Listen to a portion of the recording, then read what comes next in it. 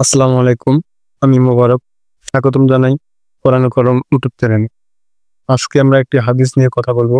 হাদিসটি হচ্ছে রাসূল সাল্লাল্লাহু আলাইহি সাল্লাম যে 10 জন ব্যক্তিকে অভিসমাপ্ত করেছেন। হযরত আনাস রাদিয়াল্লাহু তাআলা হতে বর্ণিত।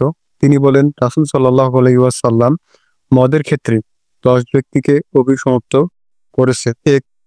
আঙ্গুর নিংড়িয়ে রস বের করে মদ প্রস্তুতকারী। 2. যার নির্মিতকে মদ তৈয়ার করা হয়। 3. মদ পালনকারী। 4. মদ বহনকারী। 5. যার নিকট মদ বহন করে দেওয়া হয়। 6. পরিবেশনকারী সাক্ষী। 7. মদ বিক্রেতা। 8.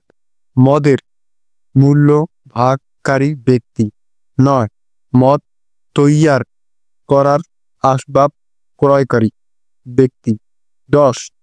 মদের নির্মিতে যা ক্রয় করা হয়।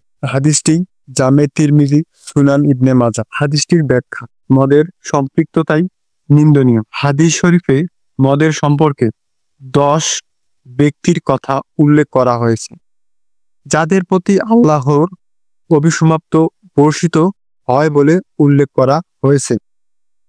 এতে মাদকদ্রব্যের প্রতি ইসলামের মনোভাব স্পষ্টভাবে ফুটে উঠেছে এবং মাদকের সর্বগ্রাসী মানবতা বিধ্বংসী রূপ পরিস্ফুট হয়েছে। বর্তমান বিশ্ব যেখানে মাদকের সবলে কত বিক্ষত হয়ে পরিস্থিতি সামাল দিতে হিমশিম খাচ্ছে, তখন ইসলাম সেই 1.5 বছর পূর্বেই মাদকের কুফল বিবেচনা করে মাদকদ্রব্যে যে কোনো প্রকারের সম্পৃক্ততাই কঠোরতার সাথে নিষিদ্ধ করা হয়েছে। তাই মাদকমুক্ত সমাজ গঠনে ইসলামী অনুশাসন মানার কোনো বিকল্প নেই।